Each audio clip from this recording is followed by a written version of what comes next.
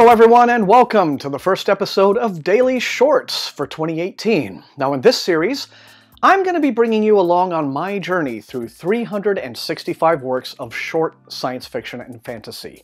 Novellas, novelettes, short stories from a wide variety of sources. Some of these will be new and recent, some may be old and obscure. It just depends on what I decide to pick up.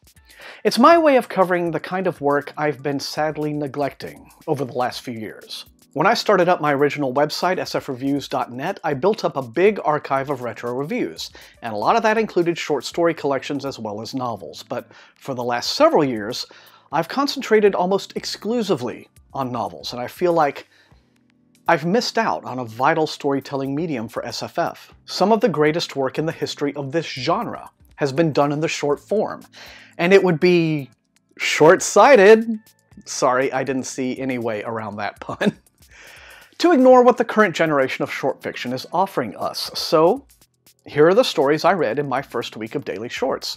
There are links down below for any stories I discuss that can be read online. Starting off, I cracked open the first issue of Fire, an exciting new magazine that debuted at the beginning of 2017, dedicated to black speculative fiction. Malin Edwards' longtime lurker, first-time bomber, is a little light on plot, but the amazing future it builds is simply boiling over with potential. It's set in a steaming hot climate-changed future in which the US has broken up into multiple warring micronations. Here, the nation-state of Illinois is at war with the independent city-state of Chicago, and our protagonist is hired by Illinois to commit a terrorist bombing in Chicago, an act which ultimately impacts someone she's in love with. Also, in this resource-depleted future, people modify their bodies with solar cells and sell the energy they store in their bodies back to the state, though if you overdo it, you can really hurt yourself. I would read a novel in this setting in a hot minute, and I will be following Malin Edwards' career very closely. Next, I read Charles Pazer's The Sound Of from Nightmare Magazine. This disturbing tale is set in an economically depressed near future, when the US has become an Orwellian theocracy that forces all its citizens to jump through ridiculous legal hoops, proving their loyalty and conformity in order to qualify for jobs and housing and assistance, and which also suppresses resistance and disloyalty, not to mention people of marginalized identities, through the application of an incessant, mind-numbing sound. It's particularly unsettling in the way it portrays just how exhausting nonstop oppression is, how easily people can just be worn down and give in. Moving on to the January-February 2018 issue of Asimov's, which is current as I post this, I read two stories from Asian writers, the first of whom is none other than superstar Liu Zijian. Now, Sea of Dreams, translated by John Chu, is an uneven tale that showcases both the strengths and weaknesses of the three-body problem bestseller. It begins when a bizarre alien entity calling itself the Low-Temperature Artist arrives on Earth seeking creative inspiration.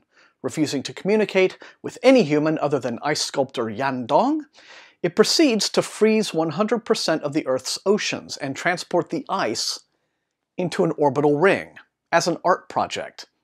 And then it leaves, as inexplicably as it came, leaving Earth to figure out how to restore our planet's water before we all die out. The first half is great, and the alien is hilarious, displaying the kind of pompous arrogance and egomania you'd probably equate with a puffed-up artist, but after he's gone, what we're left with is a dramatically flat, hard SF scenario about the technical details of recovering the oceans from orbit, and as is usually the case with Liu Zijian, his human characters are all kind of faceless non-entities.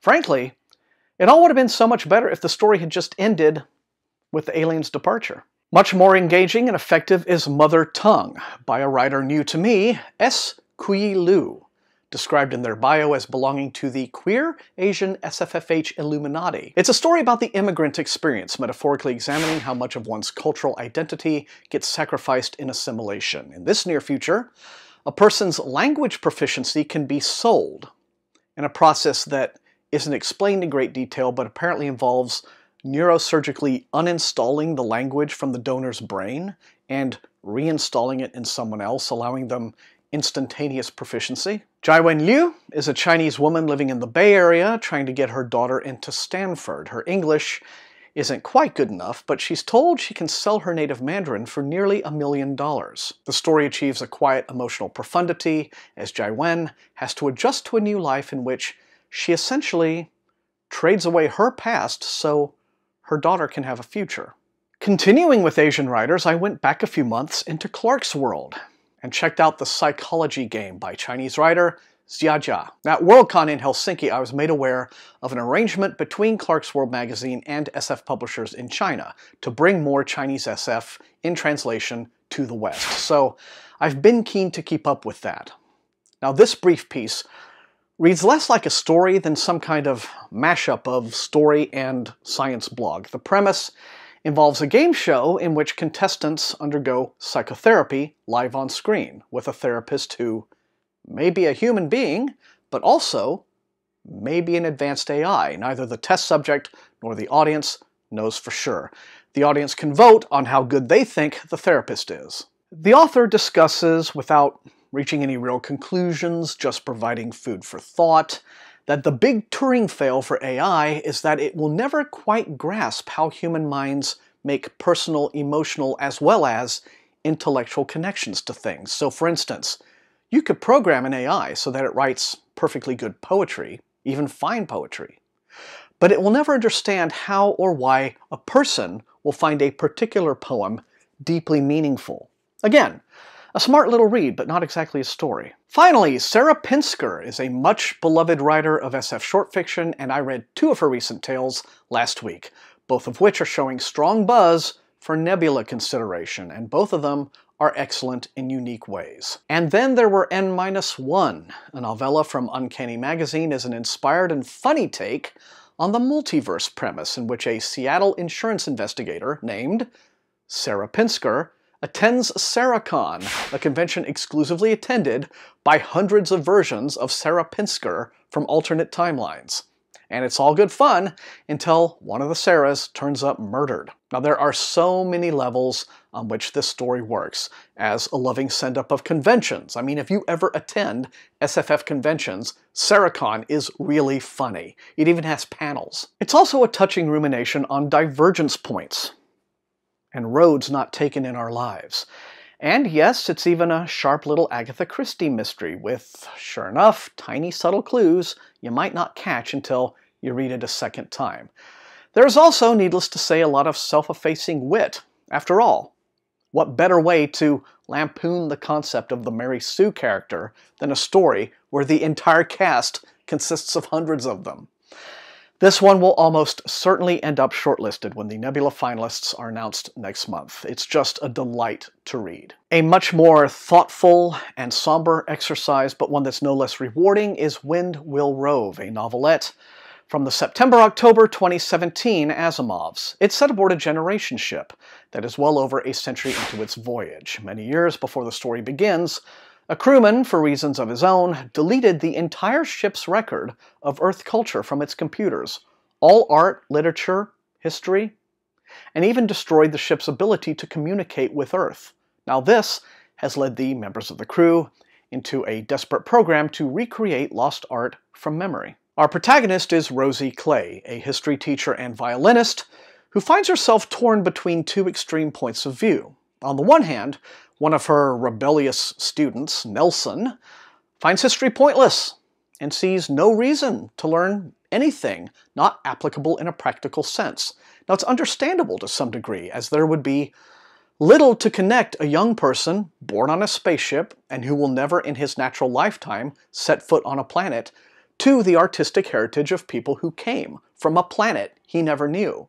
On the other hand, Rosie's friend Harriet, who leads the ship's orchestra, is from the old school and views the music and art of Earth as sacred writ that must be preserved in its unblemished form. Rosie's journey involves finding the happy medium between those 2 extremes, as her attempt to reconstruct the old Earth folk song of the story's title leads to her own creative awareness that the old can't mean a thing unless it inspires and evolves into the new.